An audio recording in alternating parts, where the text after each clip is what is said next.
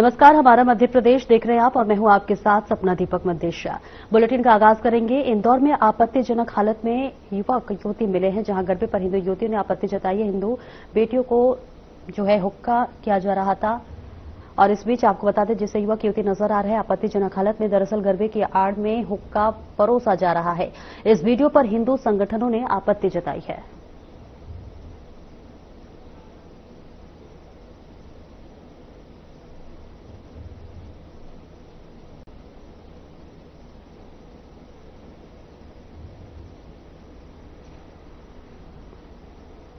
और इंदौर के सराफा बाजार थाना क्षेत्र में छेड़छाड़ का एक गंभीर मामला सामने आया है। पुलिस के अनुसार घटना का एक वीडियो सोशल मीडिया पर वायरल हो रहा था, जिसमें आरोपी महिला से अश्लील हरकत करते हुए दिखाई दे रहा था। फरियादी ने पूरे घटनाक्रम को अपने मोबाइल फोन में रिकॉर्ड कर लिया था। वीडियो के सामने आने के बाद फरियादी की शिकायत पर पुलिस ने तत्काल कार्रवाई करते हुए आरोपी फैजान के खिलाफ मामला दर्ज किया। पुलिस ने विभिन्न धाराओं के तहत प्रकरण पंजीबद्ध कर आरोपी फैजान को गिरफ्तार कर लिया है और उसे न्यायालय में पेश किया, जहां से उसे जेल भेज दिया गया है। एडिशनल डीसीपी राजेश दंडोतिया ने मामले को गंभीरता से लेते हुए पुष्टि की है और इस बीच पीड़िता को हर संभव न्याय दिलाने का आश्वासन दिया है।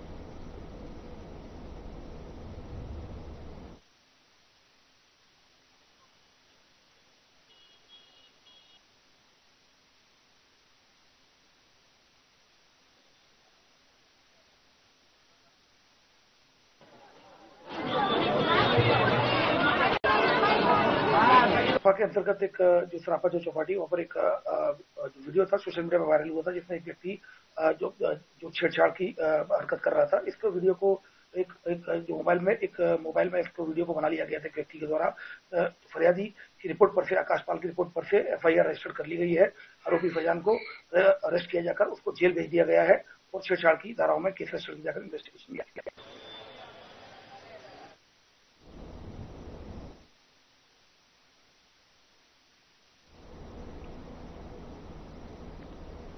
बुरहानपुर जिले के जैनाबाद निवासी एक युवक ने सोशल मीडिया पर उत्तर प्रदेश के मुख्यमंत्री योगी आदित्यनाथ की फोटो के साथ छेड़छाड़ कर आपत्तिजनक पोस्ट फेसबुक पर वायरल की है, जिसके बाद से आपको बता दें कि कई लोगों की भावनाएं आहत हुई हैं। इस मामले को लेकर हिंदू जागरण मंच ने शिकारपुरा थाने में शिकायत दर्ज कराई है।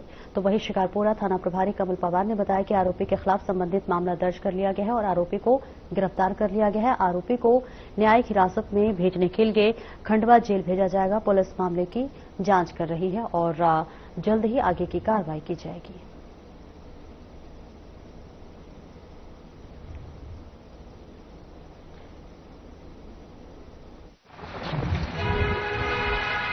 माननीय मुख्यमंत्री श्री आदित्यनाथ योगी जी, जिनके फोटो के साथ एक फरहान इस्माइल शेख जैनाबाद का निवासी लड़का है, जिसके द्वारा छेड़खानी की गई।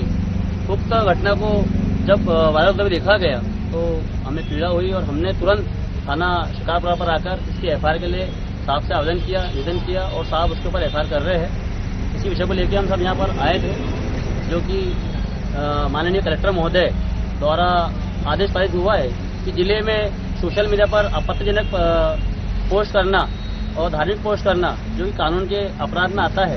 इसी जैनाबाद में एक थाने पर एक लिखित आवेदन दिया है कि एक युवक ने एक आपत्तिजनक पोस्ट वायरल किया गया है, तो इस बाबत में आवेदन दिया है। तत्काल उसको संज्ञान में लिया गया, वरिष्ठ अधिकारी को बताया गया है। तत्काल उस युवक को अरेस्ट किया गया है और फिलहाल में थाना शिकारपुरा का अपराध पंजीकृत किया गया है और फिलहाल गिरफ्तार की गई। सर, किनको लेके आपत्तिजनक पोस्ट की? ये जो यूपी के सीएम साहब ने उनको लेकर आपत्तिजनक किया गया है। इसमें फरियादी कौन है? फरियादी नीलेश कुशवाहा, पिता कुंवर सिंह कुशवाहा, निवासी जैनाबाद। आरोपी गिरफ्तार हो गया? आरोपी गिरफ्तार। क्या कुछ कारण होंगे उसमें? धारा 223 बीएनएस के अंतर्गत कार्रवाई की जाती है।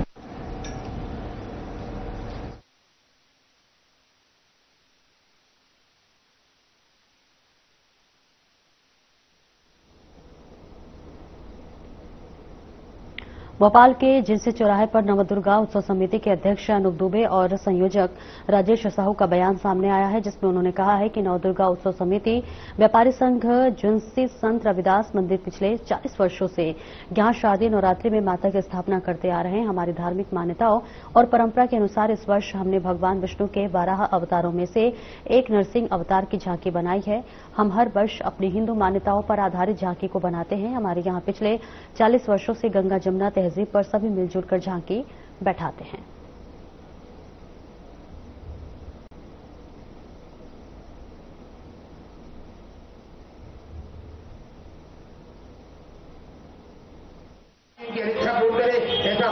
दुर्गा उत्सव समिति व्यापारी संघ रविदास मंदिर, हम विगत 40 वर्षों से यहाँ मां जगत जननी की नवरात्रि में शारदीय नवरात्रि के पर्व पर प्राण प्रतिष्ठा करते आ रहे हैं। नित्य संध्याकालीन सायं 5:30 बजे से ही मां भगवती का अभिषेक और विशेष पूजन अर्चना होता है और हम धार्मिक पौराणिक प्रसंग पर अपने सनातन धर्म में वेदों में ग्रंथों में जो प्रसंग जो पौराणिक कथाओं में हमारे युवा पीढ़ी को, आज के कई युवा जनरेशन को, शिक्षित वर्गों को ज्ञान नहीं है, उसके लिए हम यहाँ अपनी हस्तचलित हैंड मूविंग झांकी के माध्यम से इस वर्ष हमने भगवान विष्णु के 12 अवतार में से नरसिंह अवतार का दृश्य हमने यहाँ दर्शाया है। 40 वर्षों से इस जिनसी चौराहे पर इस झांकी को बैठाते हुए आ रहे हैं और हमारी झांकी की विशेष व्यवस्था यह है कि हमारा जो चौराहा है उसको सभी वर्ग मिलकर गंगा जमुना तहजीब के अंतर्गत हम सब लोग इसका सहयोग करते हैं और इसी प्रकार उनको असुविधा नहीं होती, हमें उनका सहयोग मिलता है।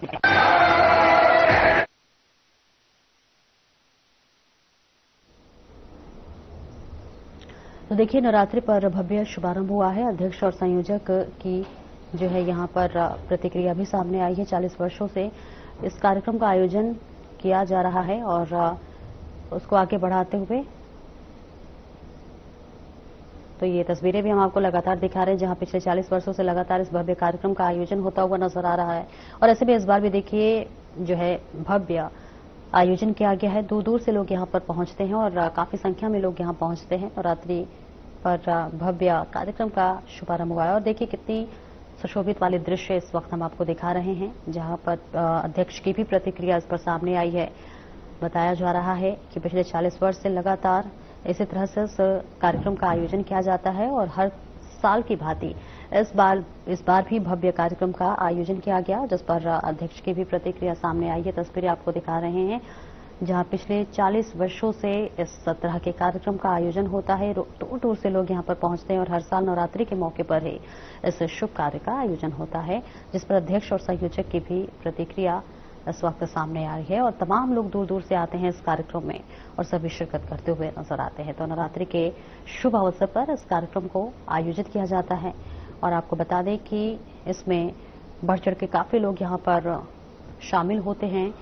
कार्यक्रम का आयोजन किया जाता है, मंचन किया जाता है और सभी अलग अलग दृश्य में, अलग अलग छवि में अपनी कला को प्रदर्शित करते हुए नजर आते हैं और इस कला को देखने के लिए दूर दूर से लोग इस कार्यक्रम में आते हैं। भव्य कार्यक्रम में तमाम लोग अपनी सहभागिता निभाते हुए सुशोभित कर रहे हैं। पिछले 40 वर्षों से इस कार्यक्रम का आयोजन होता है और हर साल की भांति इस साल भी इस कार्यक्रम का आयोजन किया गया है। नवरात्रि के शुभ अवसर पर इस भव्य कार्यक्रम का आयोजन होता है। और आगे बढ़ेंगे, जहां झाबुआ के मेघनगर नाका स्थित चमत्कारी मंगल मूर्ति महादेव मंदिर पर नवरात्रि की अष्टमी को कन्या पूजन और भंडारे का आयोजन किया गया। जहां आपको बता दें कि मंदिर के चमत्कारी महादेव के दर्शन मात्र से संकट टल जाते हैं। जिले में दूर दूर तक मंदिर की ख्याति फैली हुई है। मंदिर के आयोजन में बीजेपी जिलाध्यक्ष भानु भोलिया भी शामिल हुए। मंदिर में प्रतिदिन भजन कीर्तन का आयोजन भी किया जाता है। पूरे वर्ष मंदिर में दर्शनार्थियों का तांता लगा रहता है।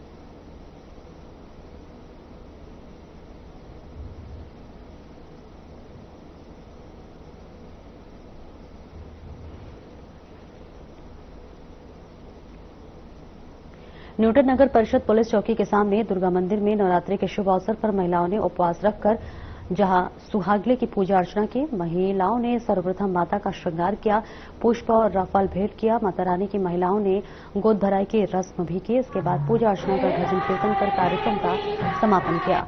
इस आयोजन में लगभग सैकड़ों की संख्या में महिला मौजूद रही।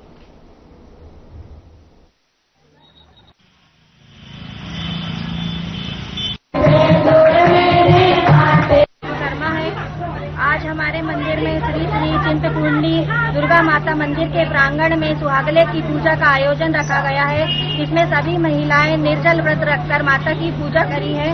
औसान देवी माता की सुहागले माता में पूजा होती है और हम सभी महिलाओं ने अपने पति की दीर्घ आयु के लिए इस व्रत को रखा है। उनके महिला मंडल में मैं ज्योति बंदेवार हूँ, जो हमने आज मंदिर में चिंतपूर्णी मंदिर में सुहागले का पूजन रखा गया। इसमें सब लेडीज ने सम्मिलित होकर अपने अपने पतियों की दीर्घ आयु के लिए पूजन किया गया। यह पूजा एक विशेष पूजा मानी जाती है अपने पतियों की दीर्घ आयु के लिए, जो सारी लेडीजों ने मिलकर की गई है। ये पूजा में सारी सुहागन लेडीज लाल लाल साड़ियाँ पहन के ग्रुप बना के लाल साड़ी पहन के सबने इस पूजा में सम्मिलित होकर सबने अपना किरदार निभाया। दीर्घायु के लिए रखा जाता है। इसे महिलाएं अपने पति की दीर्घायु के लिए रखती हैं। इसमें सब महिलाएं इकट्ठे होकर व्रत कर औसान देवी माता का पूजन करती है एवं अपने अपने घरों अपने माता रानी की गोद भराई के लिए यहाँ एकत्रित हुई है। ये उपवास अपने पति को हमेशा समर्पित है।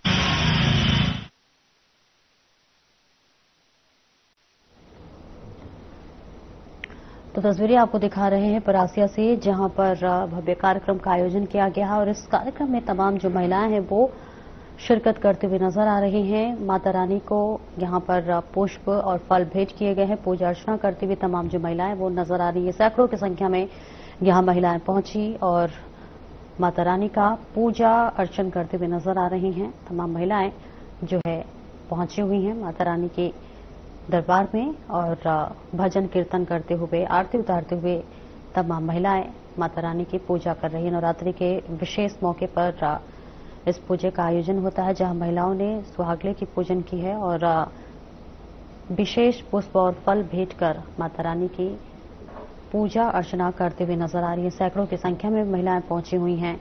आपको बता दें कि हर साल नवरात्रि के मौके पर इस विशेष कार्यक्रम का आयोजन किया जाता है और इस कार्यक्रम में तमाम महिलाएं दूर दूर से आती हैं और मां को प्रसन्न करने के लिए यहाँ पर सभी महिलाएं अपनी अपनी मन्नतें लेकर आती हैं, पूजा अर्चना करती हैं और सभी सैकड़ों की संख्या में यहाँ पर महिलाएं पहुंची हुई हैं और पुष्प और फल मां को अर्पित करते हुए आरती उतारते हुए नजर आ रहे हैं। सैकड़ों की संख्या में यहाँ महिलाएं पहुंची हुई है। परासिया से ये तस्वीरें आपको दिखा रहे हैं। हर साल नवरात्रि के शुभ मौके पर इस कार्यक्रम का आयोजन किया जाता है। सैकड़ों की संख्या में महिलाएं पहुंची हुई है। लाल कलर की साड़ी पहनी हुई है। एक परिधान में सब महिलाएं नजर आ रही हैं और माता रानी को प्रसन्न करते हुए अपनी अपनी मन्नतें यहाँ पर मांगते हुए पूजा अर्चना करते हुए तमाम महिलाएं नजर आ रही हैं। तो आपको बता दें, सुहागले की पूजा अर्चना करते हुए जो तमाम महिलाएं हैं वो नजर आ रही हैं।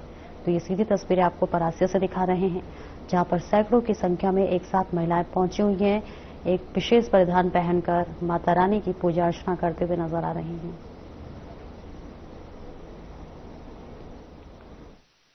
और इंदौर के एमआईजी थाना क्षेत्र से एक मारपीट का वीडियो सोशल मीडिया पर तेजी से वायरल हो रहा है। इस वीडियो में कुछ युवक आपस में झगड़ते और एक दूसरे से मारपीट करते हुए नजर आ रहे हैं। वीडियो वायरल होने के बाद क्षेत्र में सनसनी फैल गई है। लोगों ने इसे बड़ी संख्या में शेयर किया है, जिसके चलते पुलिस प्रशासन भी सक्रिय हो गया है। मेघ थाना पुलिस ने मामले को गंभीरता से लेते हुए वायरल वीडियो का संज्ञान लिया है और फुटेज के आधार पर जांच शुरू कर दी है। पुलिस अधिकारियों ने बताया है कि वीडियो की सत्यता की पुष्टि करने के बाद इसमें शामिल युवकों की पहचान की गई है। पहचान होते ही संबंधित आरोपियों के खिलाफ मामला दर्ज कर लिया गया है। पुलिस का कहना है कि सोशल मीडिया पर आए इस तरह के वीडियो न सिर्फ कानून व्यवस्था के लिए चुनौती होते हैं, बल्कि समाज में गलत संदेश भी फैलाते हैं। ऐसे मामलों पर तुरंत कार्रवाई करना जरूरी है ताकि लोग कानून को अपने हाथ में लेने से बचें।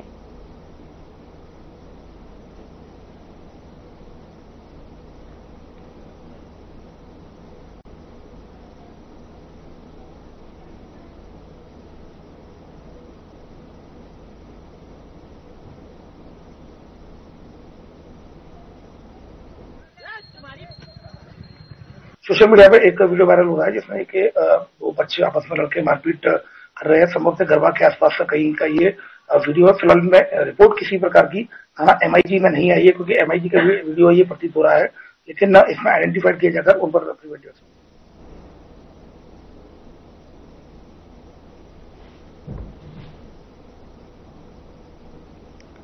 और एक छोटे से ब्रेक के लिए रुकेंगे, जल्द लौटते हैं।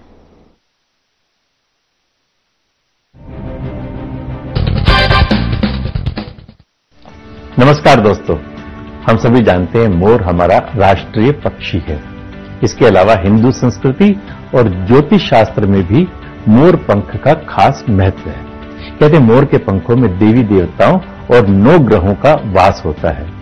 ज्योतिष के मुताबिक घर में विधिवत तरीके से मोर पंख स्थापित करने से सारे दुख दर्द और घर के सभी वास्तु दोष खत्म हो जाते हैं। इसके अलावा रंग बिरंगे मोर पंख हमें ये भी सीख देते हैं कि हमारा जीवन भी इसी तरह के रंगों से भरा पड़ा है, कभी खुशी के रंग तो कभी गम के रंग। लेकिन क्या ये आप जानते हैं कि भगवान राम पर एक मोर ने कर्ज चढ़ा दिया था, जिसे उन्होंने अगले जन्म में उतारा। दोस्तों, ऐसा कहा जाता है कि वनवास के दौरान माता सीता को पानी की प्यास लगी। राम जी ने चारों ओर इधर उधर देखा, उन्हें दूर दूर तक जंगल ही जंगल दिख रहा था।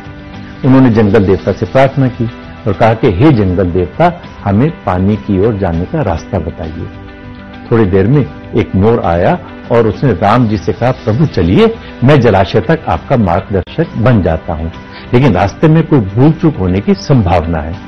राम जी ने पूछा, वो क्यों?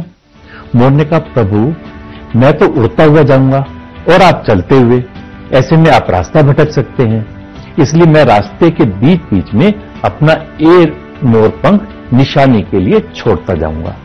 उसका पीछा करते करते आप जलाशय तक पहुंच जाएंगे। दोस्तों, सच बात यह है कि मोर के पंख एक विशेष समय और एक खास मौसम में ही बिखरते हैं। अगर वो अपनी इच्छा के विरुद्ध पंखों को बिखेरेगा तो उसकी मृत्यु हो जाती है, और वही इस मोर का भी हुआ। आखिर में जब मोर अंतिम सांस ले रहा था तो वो कहता है कि मैं कितना भाग्यशाली हूं कि जो सारी दुनिया की प्यास बुझाते हैं, ऐसे प्रभु की प्यास बुझाने का मुझे सौभाग्य मिला। मेरा जीवन धन्य हो गया, अब मेरी कोई भी इच्छा शेष नहीं रह गई।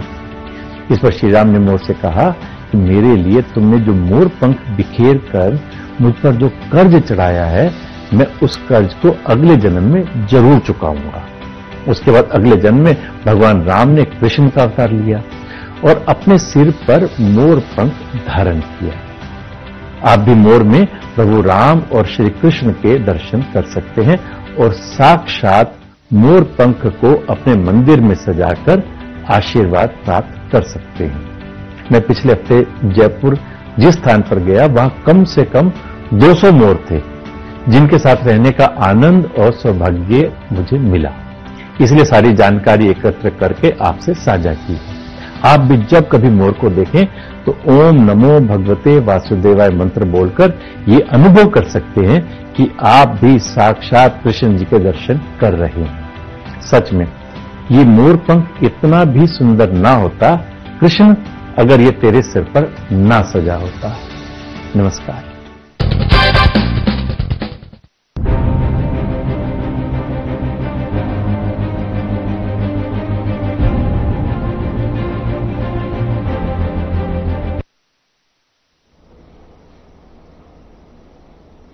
और ब्रेक के बाद एक बार फिर से स्वागत है आपका। खबरों में आगे बढ़ेंगे। एकीकृत शासकीय माध्यमिक शाला रामपुरा कला में काफी अनियमितताएं बढ़ती जा रही हैं। शिक्षक मनमर्जी से छुट्टी पर हैं और शौचालय में शराब की बोतल पड़ी हुई है। किताबों में गलत लिखा होने पर शिक्षक उसको सही चेक कर रहे हैं। आखिरकार ये किस प्रकार की शिक्षा दी जा रही है?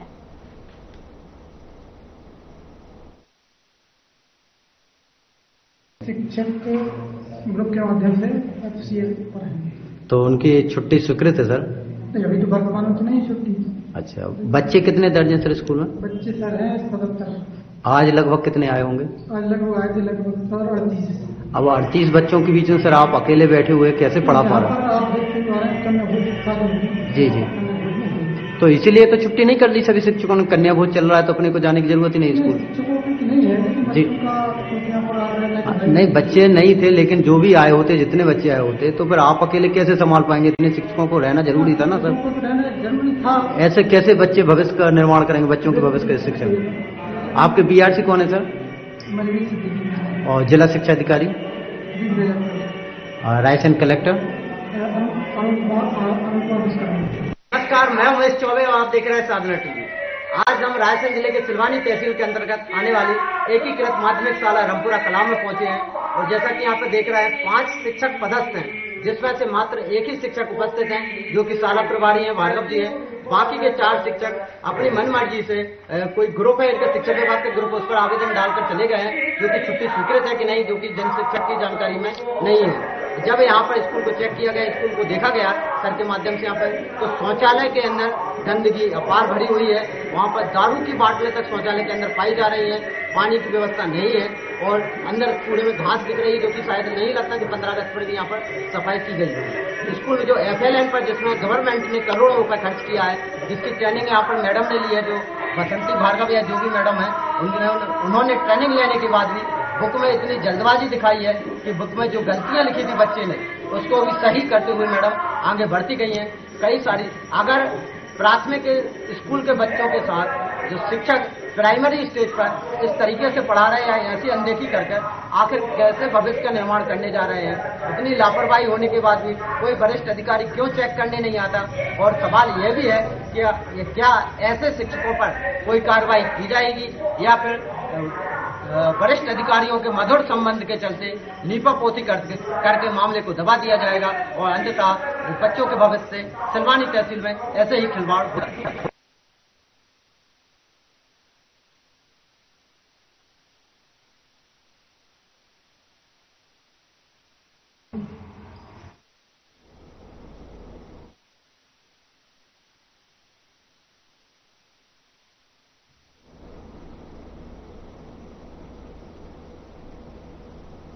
नामली उपस्वास्थ्य केंद्र बदहाल स्थिति में है और स्टाफ की कमी को लेकर सोमवार को सैकड़ों नागरिक एकत्रित हुए, जिसके बाद नागरिकों ने सामूहिक रूप से अपनी समस्याओं और मांगों को लेकर मुख्यमंत्री के नाम मुख्य चिकित्सक अधिकारी को ज्ञापन सौंपा।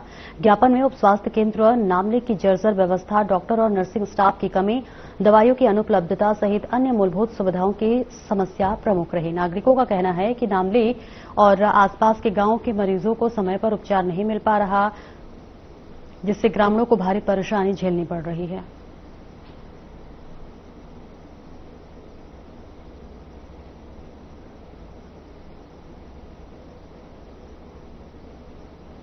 रायसेन जिले के बेगमगंज में खाद संकट को लेकर किसानों का आक्रोश चरम पर पहुंच गया है। खाद के लिए लंबी कतारों में खड़े किसानों को जब उर्वरक नहीं मिला तो उन्होंने मुख्य सागर भोपाल मार्ग पर 2 बार चक्का जाम कर दिया। इसके बाद स्थिति तनावपूर्ण हो गई और किसानों ने केंद्रीय कृषि मंत्री शिवराज सिंह चौहान का काले झंडे दिखाने की चेतावनी दी। इस बीच बेगमगंज में अतिवर्षा के कारण सोयाबीन और मक्का जैसी फसलें बर्बाद हो गई। शुक्रवार सुबह 4 बजे किसान वेयरहाउस के बाहर लाइन में खड़े दिखे और लेकिन खाद वितरण में कोई राहत नहीं मिली। इस पर आक्रोशित किसानों ने सड़क पर उतरकर चक्का जाम कर दिया, जिससे 1 घंटे तक यातायात ठप रहा। स्थिति बिगड़ते देख पुलिस प्रशासन मौके पर पहुंचा। वहीं एसडीओपी आलोक श्रीवास्तव, तहसीलदार प्रमोद उइके सहित अन्य अधिकारियों ने किसानों को शांत कराने की कोशिश की। इसके बाद किसानों ने कांग्रेस नेताओं के साथ मिलकर दोबारा सड़क पर बैठकर नारेबाजी की और कीर्तन तक गया। जो कैसे जो खरीफ की फसल तो बर्बाद हो गई प्राकृतिक कारणों से। हमारे किसानों ने मांग की एक हजारों की तादाद में कि हमारी भूमि का सर्वे कराया जाए और हमारा जो नुकसान हुआ है उसका मुआवजा दिया जाए। देश के किसान हितैषी सरकार और किसानों के मसीहा शिवराज सिंह चौहान जो कि कृषि मंत्री देश के हैं, वे जब बेगमगंज के किसानों को खाद बीज नहीं दिला पा रहे तो देश में क्या कर रहे होंगे। जो अभी खरीफ की फसल हमारी नष्ट हो गई, अब जैसे तैसे रबी की फसल की बोनी की तैयारी में किसान लगा हुआ है। आज बखन्नी चल रही है, बोनी की तैयारी है, बीज लेके किसान घर बैठा है और खाद की लाइन में 15 दिन से लगा है। रतलाम जिले में जिला प्रशासन द्वारा पंचायत और ग्रामीण विकास विभाग मध्य प्रदेश शासन के अंतर्गत मध्य प्रदेश 1.5 राज्य ग्रामीण आजीविका मिशन और अन्य योजनाओं के तहत स्व सहायता समूहों द्वारा तैयार विभिन्न उत्पादों का प्रदर्शन और विक्रय करने के लिए 3 दिवसीय आजीविका फ्रेश मेला का आयोजन किया गया है। ये मेला 29 सितंबर से 1 अक्टूबर तक सज्जन प्रभा हॉल अजंता पैलेस रतलाम में आयोजित किया जा रहा है। मेले में स्व सहायता समूहों द्वारा ऋण लेकर तैयार किए गए उत्पादों का प्रदर्शन किया जा रहा है। स्व सहायता समूहों द्वारा तैयार किए गए उत्पादों का प्रदर्शन और विक्रय इन समूहों की आय बढ़ाने और उनके जीवन स्तर में सुधार करने का एक महत्वपूर्ण कदम साबित होगा और इसके अलावा विभिन्न व्यवसायियों से संपर्क स्थापित होने का भी मौका मिलेगा।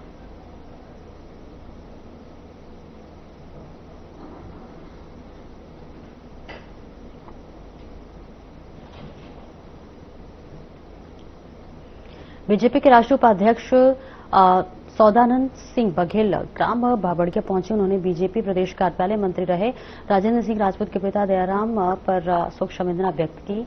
इस मौके पर तमाम लोगों की मौजूदगी रही।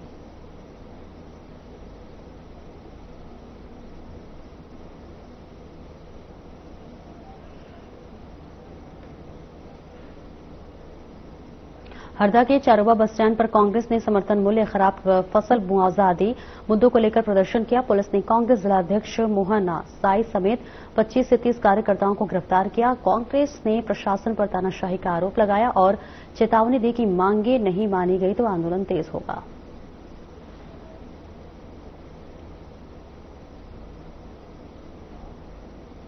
फिलहाल इस बुलेटिन में इतना ही। नमस्कार।